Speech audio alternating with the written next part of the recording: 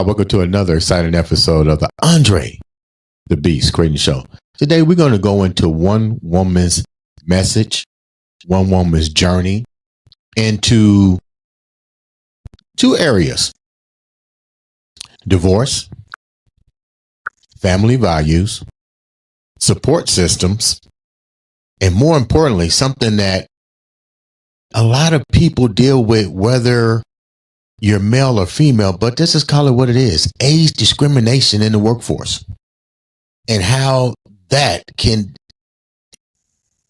really take a toll on you, especially when you have a family, especially when you're married, and even more so if you're married and you're dealing with bullshit in the marriage and you need this job and you get passed over because you just don't have the right age. Today, all the way from New Jersey, we have a woman who went through all this and definitely is keeping that beast mindset. She's here to tell her story that no matter what, age is just a number. And if you keep fighting, even through an ugly divorce, you can still keep going. I'd like to welcome to the show the one, the only, the new author, because she also is getting ready to write a book, Marcy Harrington, to the show. What's up, Marcy? What's up? How are you this morning? I'm doing great. It's a beautiful Friday. It's sunny outside, and it's just beautiful. Before we get started, tell the viewers a little bit about you. Well, I'm 49 years old. I'm divorced, single mom for most of the time. I grew up in Chicago for most of my life, moved to New Jersey as a part of my ex-husband's job. And now I'm staying in New Jersey. I spend the money to live in a really good school district for my kids. And I'm basically here for them. And I'll be here till they're done with school, because it's important to not, rip them up from everything they've got going on. And I pay a lot of money to live in the school district too. So, but I'm in New Jersey. Recently lost my job a little over a week ago, and have been working hard at trying to get back out there and trying to really secure the next best thing, which I know is out there. It's just a matter of time. Now, let's talk about your job for a minute, because that's one of the reasons that you're here. So we'll start there. You're from Chicago. You wind up moving to Jersey, but let's stick with the job for right now. How long have you an accountant? How long have you been an accountant? Is that what you went to college for? Yes, it is. Yep. Been doing it forever. So what's forever? Because you're 49 years old. What's forever? Since I graduated from college in 1997.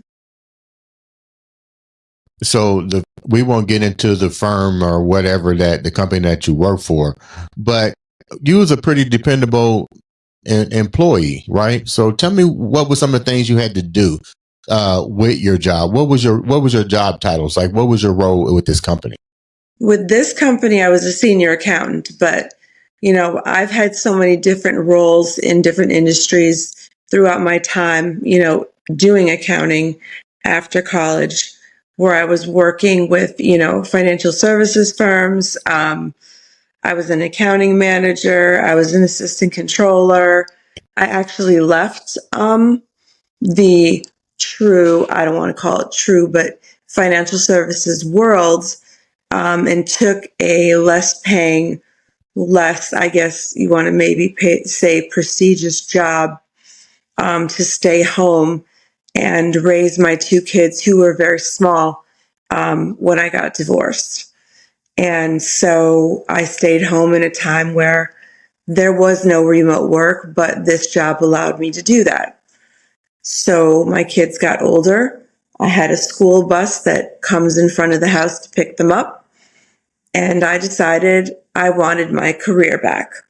So I went back out there, worked to get a job in New York City, because that's where I have been working since I've kind of returned to the, I guess you want to call it, the formal workforce. And honestly, I still have a lot of drive in me. I I feel like I could still go very far, and I really want to. And, like you were saying, we were talking about age. I think that maybe there's a misconception that people that are older don't have that. Maybe they just want to go and sit behind a desk and do the same thing every day. And I don't want that. I want to have opportunities. I want to progress. And I feel like I have plenty of years left in me for that. Now, the company that you work for, was there ever any indications of something like this happening to other employees that work for this company that you witnessed, or why do you feel like that your job was easily replaced by someone that was younger? Well, the company, just because of the way the markets were, the company had been doing, making some changes, we'll say, prior to this. The company that I was working for had gotten acquired by another company. And they'd said, there would be some redundancies amongst the companies, and that they were going to have conversations with all of us about all the tasks that we do. So it could have been coming, and I actually started applying for jobs prior to that just to be prepared. So I can't even tell you how many hundreds of applications I've sent out and how many rejection letters that I've gotten even before I actually got terminated. But when I got terminated, there was another person that worked for my company, not one of the acquiring companies, who was about 15 years younger than me, had only been there less than a year, and I had been there for over 2 years with my experience. So why do you think that I know this ain't the company speaking on behalf of it, because I don't want to go there, but nevertheless, you got let go of. Your co-workers, or one of your co-workers, succeeded you, 15 years difference in age bracket, far less experience. Why do you, but still, why do you think that they let you go? It's like, I would keep more experience. Did it have to do with money? Did you make more money than the other person? Like, really, why do you think that you was targeted? I don't know. And no one ever told me why. I just got a message Wednesday morning saying, "Can you talk?" My boss was on the phone, HR was on the phone, and they just gave me the message then, and that was it. Then they just cut me off from everything, sent me the box for my computer because I'd been working from home. And I actually, they gave me a certain amount of severance. I did go back with the help of a very good friend and colleague of mine from a former job, and came back to them kind of with a counter offer, asking for more, explaining, the difficulties of finding a job at my age, also explaining, that I did do excellent at the company. My last bonus was 20% of my salary. So there weren't indications that it was going to be me at all. When you went back to HR and you talked about these key factors, your age, what you did, the difficulties going back into a different job transition, how was it met? How did they address that? They said that we have received your request and we will get back to you. So I've still not heard. I haven't heard anything yet. I sent the letter back. It was Friday, actually, so it's been about a week. I know you sit now and ponder on why do you think it happened, but realistically, why do you think that happened? I honestly have no idea. I don't want to make assumptions because I don't want to, be incorrect about anything that I'm saying in terms of, the other person and the reason why it happened, but I'm not sure. I'm really not sure what happened behind the scenes because I never even had a chance to meet with the new company to describe, all of the things that I do.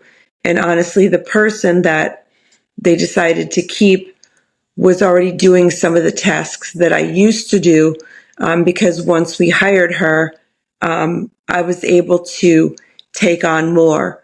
And honestly, in a short period of time, they had let my old boss go.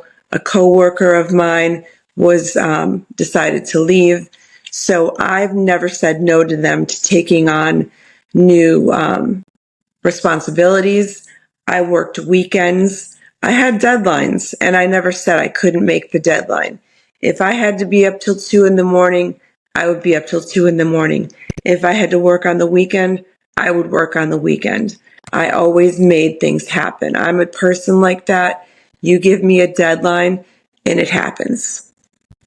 Knowing that you're a person that makes things happen and knowing that you've given every ounce of your being to a company. Now, this is a two-part question. You don't have to mention the company's name, but is it a company that's known globally, worldwide? No. So it's almost a private company. Yes. But how long have they been around, roughly? 15, 20, 30 years? You mean in general or the company itself? Yeah. The company itself has been around 10 years. So 10 years, and you devoted how much time to the company? How many years? Over 2 years. Over 2 years, doing overtime, doing whatever it takes. How does that make you feel knowing that you given all of your time, even some moments away from your family, your 2 kids and your husband? I mean, how does that make you feel now? Well, at that point, I didn't have a husband, so it was just me. Mm-hmm. I spent a lot of time away from my kids, a lot of stress, and unfortunately, being very stressed, I wasn't always the mother I should have been or could have been. I wasn't a bad mother by any means, but I could have devoted a lot more time to them. The other thing, at first I had a lot of mixed feelings. I was sad, just because of the change. One of the people from there reached out to me and said, it was really great working with you. I reached out to multiple other of my former colleagues on LinkedIn just about the situation. And then it also made me mad, honestly, that I'd put so much of myself into it for it to come to this and to be given no explanation for what happened. And had it been someone from one of the other companies and, she did the same things I did, they had to make a decision. Okay, they kept that person. This person was with my exact same company. So the fact that, I trained her on things and she was doing things that, I had done prior and I was doing so much more. It really, it did not hit me well. Had you gotten over the situation with the divorce? Because your divorce wasn't pleasant, because that's what we're talking about. Divorce, and we're talking about the age discrimination as well. But let's go back a little bit. You said you was divorced prior to getting involved in all this. Had you gotten over the trauma that you went through in your divorce? It wasn't just the trauma in the divorce. There was, but there were also, I was divorced almost 10 years. I have been, it'll be 10 years this August, but I had a lot of relationships that followed a lot of patterns that were related to the way, that things ended up and the type of a personality and the way I handled things in my marriage. So hold on a minute, Marcy, go back a minute. When you say before we get into exactly a little bit of what happened in your marriage, let's talk about that word that you said. You've been in multiple relationships after the divorce. The divorce was 10 years ago, but you mentioned a key word here, pattern. Explain what you mean by that, that you kept getting in these same patterns with different relationships.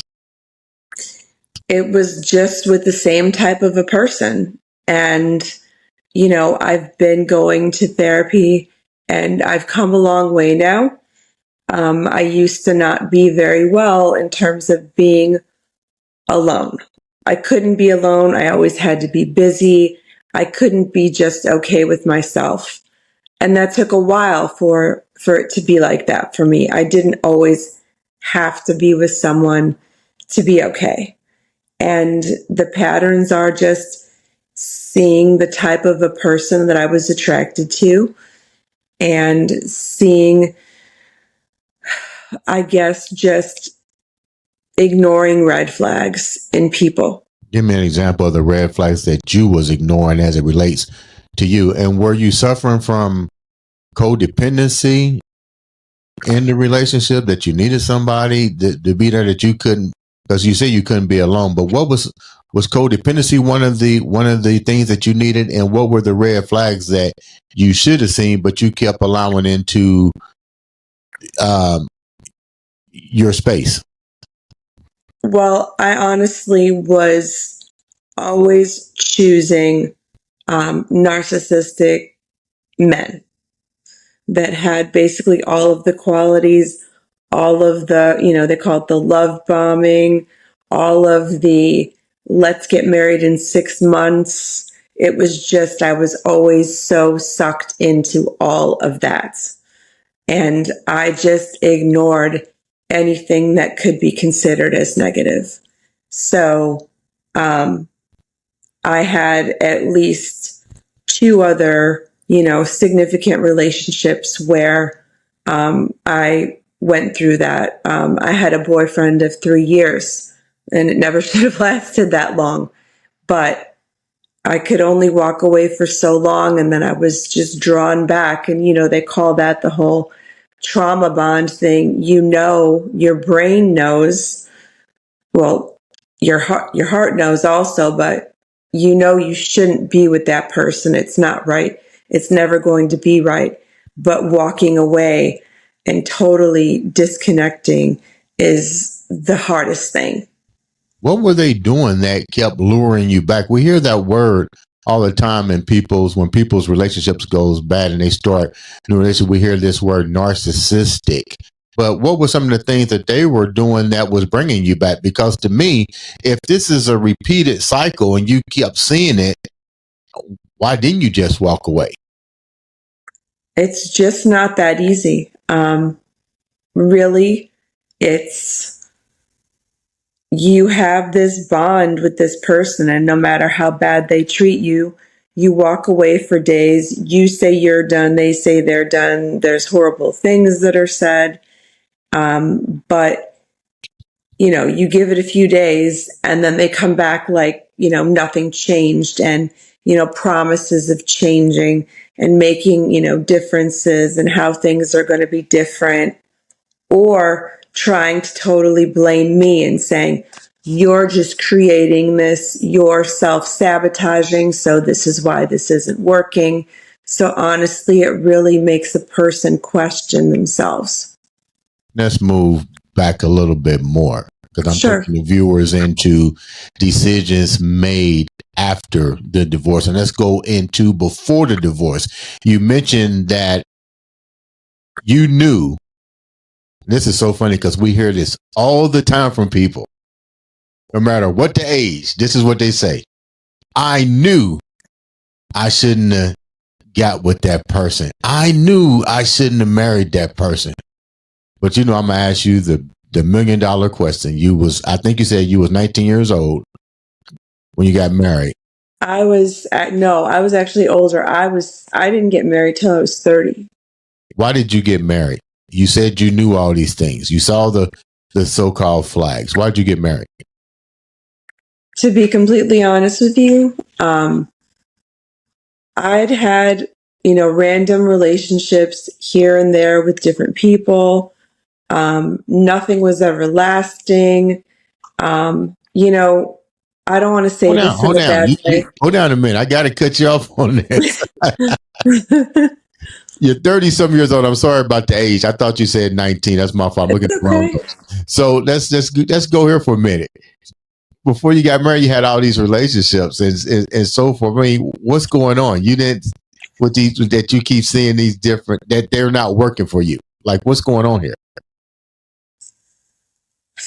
Well, it's bad judgment on my part, 1000%. Really believing and having a good heart and thinking the best of people is one thing. And I think that, that's something I work on too.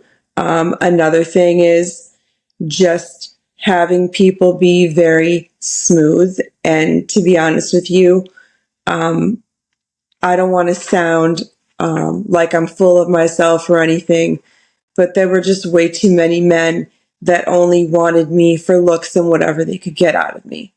And they were very smooth about that. Things could last however they lasted, in terms of length. And, it was just these like... What was attracting you to them? Because you kept gravitating to them. So, well, they were attractive. I mean, I wasn't looking for just a good guy that treated me good because of my, patterns and my lifetime. I was always looking for the distant ones that, played the games and weren't straightforward, and to being with someone that was a really good guy, did nice things for me, treated me well. It just didn't feel right to me because I was so used to the opposite. And, coming forward to now, I've grown a lot. So, when people are good to me, I see that, I appreciate that. And it's not all about, how good somebody looks. And just because, I'm interested in the physical portion of things, because I'm not. I mean, I really want something that's real. So you wind up getting married, you said in your 30s. Yes. But prior to that, you kept running into all of these different things. So I guess even in your 30s, when you got married, you still didn't recognize what you was dealing with because you hadn't started therapy yet. I'm just assuming. So you still creating this environment with this one guy, the guy that you get married to. So you get married to this guy in your 30s. What attracted you to him, and what was the outcome of that relationship? Because I think it was that relationship that really was your awakening call to self-development to where you're at now. He was one of the only ones, I would say, that was persistent with me, I guess, in terms of just always planning ahead. We always had something going on. I always knew, what was next, I guess. Everybody else was kind of all over the place. And he was the one persistent one about being with me that was there. And honestly, I think it was, even though it wasn't healthy, it was one of the first real relationships that I had in my life where, I mean, I didn't grow up in a very loving, caring, affectionate, warm, fuzzy family. And that's a long story for another time. But, this was one where, it was the first time I was telling someone, I love you. And it wasn't right away, but it was something that I'd really never had before. Mm-hmm. So I think that because it was the first real thing where I experienced that, it really drew me in. And, we just ended up, together and eventually getting married. When did the shift change? It wasn't good from the start. We can put it that way. What do you mean when you say it wasn't good for the start? Because you wind up marrying the guy. So something had to be there, or you just said, I'm just going to try to see if maybe I can work or fix it. Which one was it? That's what it was. Like I said, before, I always believe the best in people. And a lot of times that hurts me. So I kept thinking that things could be better, and, he could be better. We could be better. And, after a certain point, after that many years, it just didn't change. There was a point I thought I had to stay in it until I actually talked to an attorney, because I just thought I had to live that way for the rest of my life. And, until, like I said, I spoke to an attorney, I was at the point where I was just going to live that. What do you mean when you say just live that way? Because I think women need to hear this part of your story. What were you going through that you had to live this way? I was unhappy. I was constantly given the silent treatment. Everything was my fault. There was no accountability on anything on his part. There was never anything he could ever do wrong. I was the mother. He would go to work at 5 a.m, come home at 7 p.m. And I was the one that was home, raising the kids from, dusk until dawn. It was very hard. I had no family around me when I had my kids. It was very alone. I went through a lot during that time. So I always thought it was just how it had to be. You mentioned you had no family. What was the disconnect between your family? What was that like for your family, and why wasn't your family involved? They were too far. I mean, my mother was in Illinois and I was in New Jersey, and I really had no one when I moved out. Your relationship that you accepted, was it mental? Was it physical? Was it verbal? Was it all the things rolled up into one? What do you mean by that? My relationship, or in your marriage, like we hear people say they stay in things. Do you stay in a relationship because you're getting beat? Do you stay in a relationship because you're getting verbalized? Do you stay in a relationship because your husband is doing inappropriate shit? I mean, what was it like for you doing that? A lot of verbal and emotional abuse.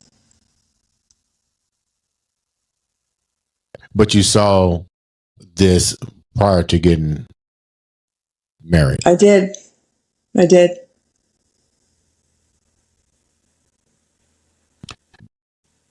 When you decided to get the divorce, how difficult was it? Because you just indicated earlier that you thought that's what you had to stand. You thought that you had the capabilities to change him. But more importantly, this is a two-part question. How difficult was it for you to leave?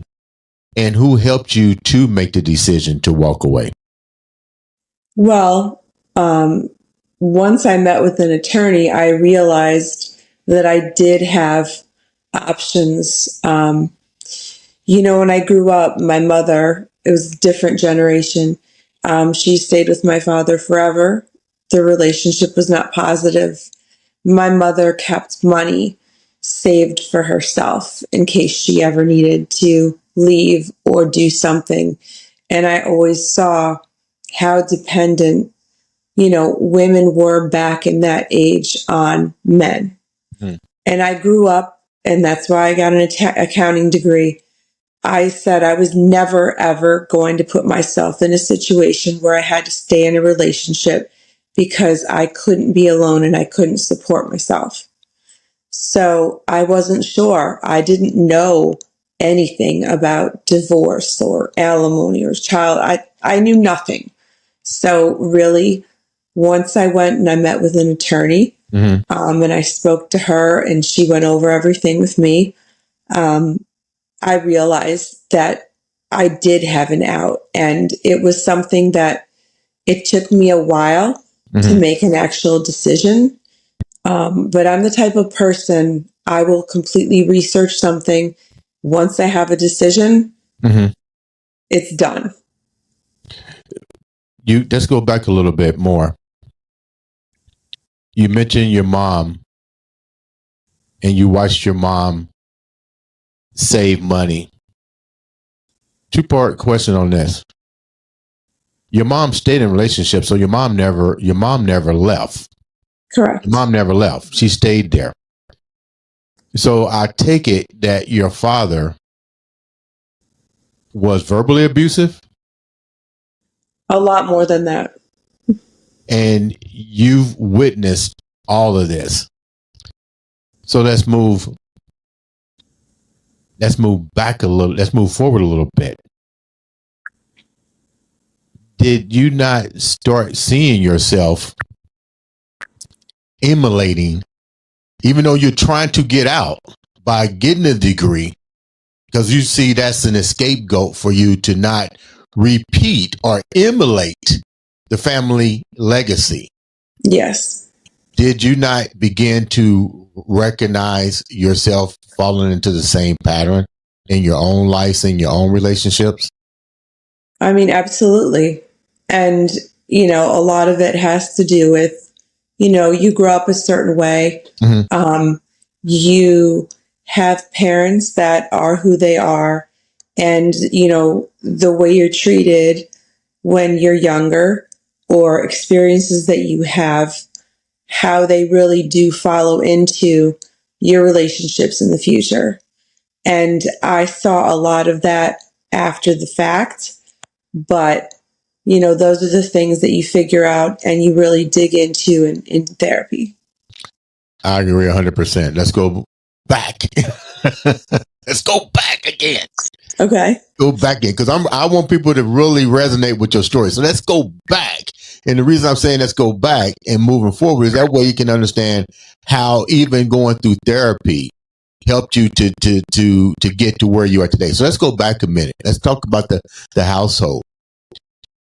When you're in a household with your mother and your father, and you are a daughter, most fathers really gravitate to their daughters, and they don't want to bring a negative image, because you want your kids, male or female, your son or your daughter, to really have role models.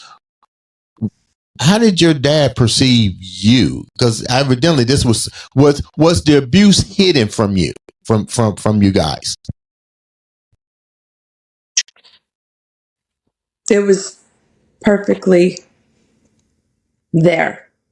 You're talking about at home. Yeah. Oh, it was right in front of me. Your dad never said he was sorry, tried to hide it from you guys. What was he traumatized as a child? Do you know? I think he did have definite trauma when he was younger.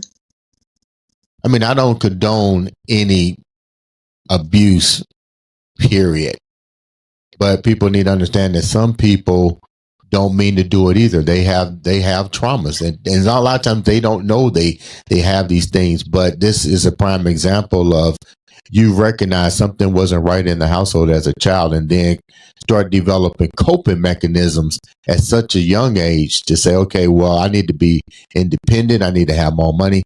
But still, you wind up being codependent and afraid to be alone. Why do you think that happened? Like I said, I think that I didn't realize that I had any other option other than staying, in that marriage. I really didn't. I just thought I had to be there in that forever, because I didn't think I could take my kids out and, support them on my own, because the last thing I wanted was for them to ever, either of them, grow up thinking that what they saw, even at a very young age, was okay in any way, shape, or form. And that was my main reason for leaving. Is it came to a point I had just had enough. I knew things weren't going to change. And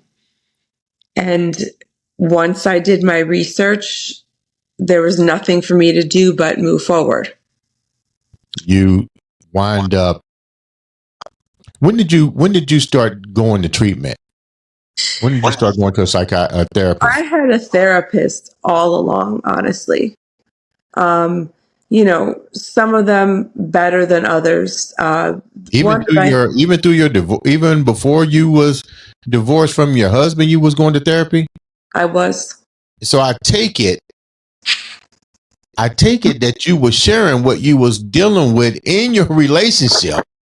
I take it that you was talking to your therapist about what your trauma was, and as a young lady, I don't see a therapist telling somebody to stay in that situation.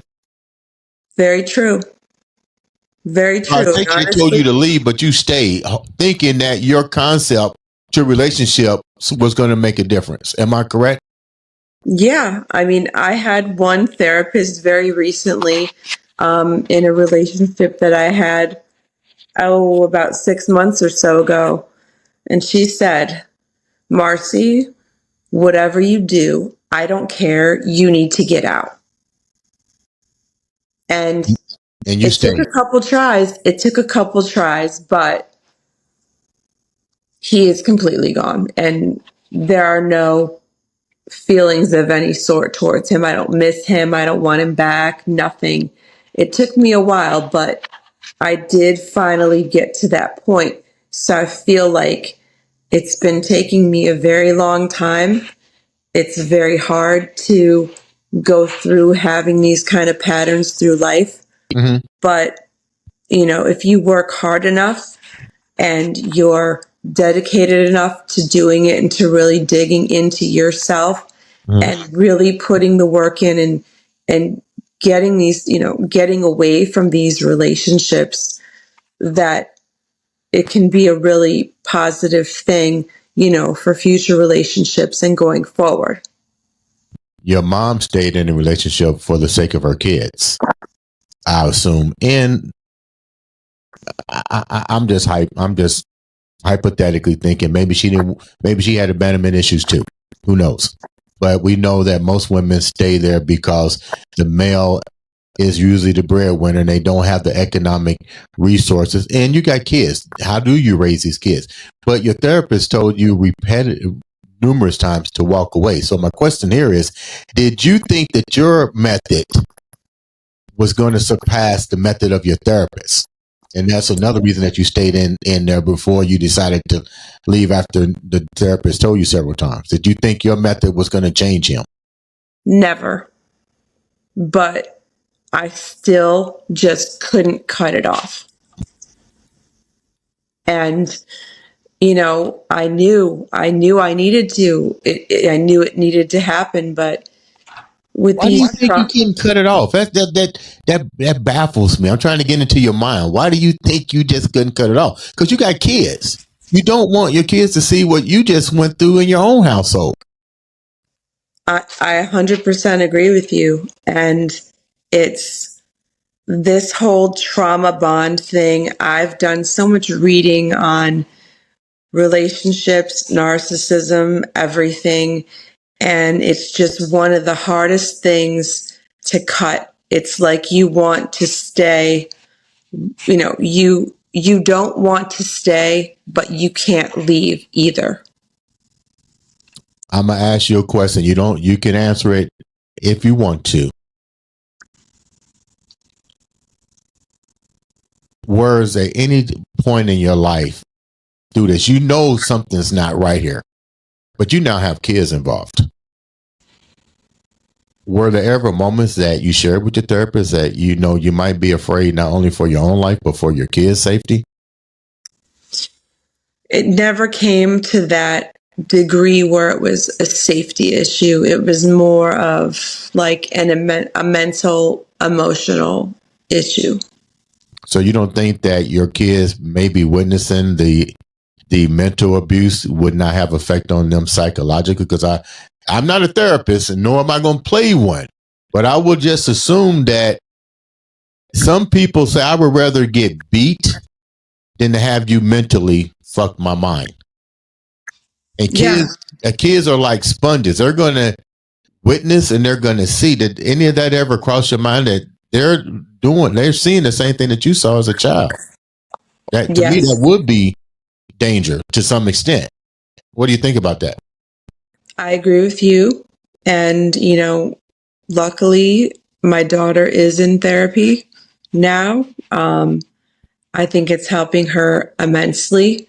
I'm sad that I spent the time that I did with the wrong people and that it had to have that effect.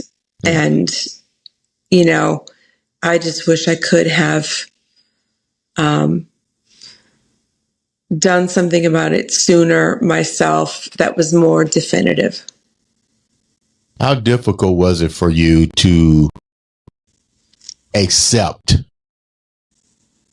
the diagnosis that we all get when we go to therapy? Because it's different when we know we got these things, and we, like somebody saying you're an alcoholic, and then you know what, you go, no, I'm a functioning alcoholic.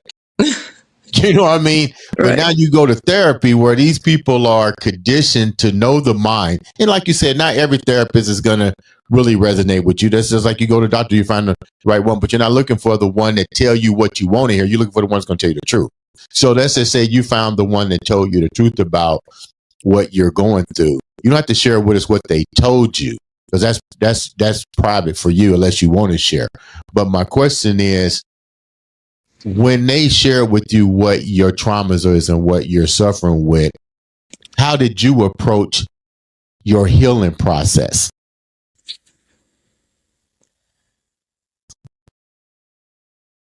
With myself alone and going through it and finding myself, really, because, they can help guide you a certain way, but the only person that really has control over what you're going to do is yourself. Right. And taking ownership of it and wanting to move forward and wanting to be better and wanting to develop better habits, better, recognition of red flags. I mean, my therapist right now, if I ever meet anyone, we talk about it. If there's a red flag, she will scream red flag at me. So it's, But do you recognize the red flags before she recognizes? I think that's part of the healing. It's cool for your therapist, but the therapist is trying to teach you how to recognize a red flag. So are you capable now of recognizing the red flags? I've come a long way. Yes. And, I met someone not too long ago, and I'm sitting there and I'm like, I'm not seeing red flags, and I'm just making sure that, there's not something I'm missing. And so I honestly couldn't wait to go to her and be like, okay, this is what's going on. This is what it is. I'm not seeing red flags. So she just kind of went through everything and looked at everything, and she agreed. So I guess I made some progress. Well, congratulations on that. Before we wrap up, let me ask another key question. I'm glad that you recognize what was going on in your life. I'm glad that you took accountability and to better yourself with therapy and keeping your beast mindset. I'm glad that you're recognizing what happened at your job. I hope that things works out for you on that tail end, because age is just a number. I don't think nobody should be let go of their job because of age. And I'm totally against that. But I'm also wondering about your children. When did your daughter come to you? When did you think there was a need for therapy for your children? Because that's key. Because I think what happens is we as adults, we get into our own situation and we don't realize that our children are watching us, and they need just as much help with recognizing what they see that we might think is a small thing. To them it's big because they resonated. And now the same concept happened to you. What was the things that made you want to make sure that she got help? Did she come to you and says, Mama, this is troubling me, or you just wanted to protect her and said, look, you need to go talk because you see some things or heard some things that you shouldn't have seen or heard? Well, honestly, she would talk to me a lot. We have a really very close relationship between the two of us. And I wanted her to go. And at first she's like, Mom, I just want to talk to you. And I'm like, you need to talk to someone that's objective, that can help you on both sides, that isn't biased at all, and that you can just talk to about anything. And so finally, eventually she agreed to do that because, I love that we have the relationship that we do, but I know that I'm not the person, or I knew that I wasn't the person that could really, have an impact and help her. And I'm so happy, about the woman that she has, because she's absolutely amazing. And, she really connects with her. So I got lucky with that, because it's not always easy to find someone for a teenager. So Before we wrap up, what should the viewers get out of this episode? I mean, and thank you so much for coming on and being so transparent and giving such a wealth of knowledge, not only about what you went through as a child, what you went through in your marriage, what you went through, with your employment, but what should the viewers get from your story? What should they resonate from your story? That there is always a way out of things. When you're unhappy in a bad situation, whether it's a job, whether it's a relationship, there's always a way out. And if things aren't good and things aren't right and you're not happy, there is something out there that's better for you, and it just hasn't found you yet. Marcy, thank you so much for those words, coming on the show. Keep us posted on your journey. I wish you the best. Wish your kids the best. Ladies and gentlemen, this has been, once again, another exciting episode of the Andre the Beast Crayton Show.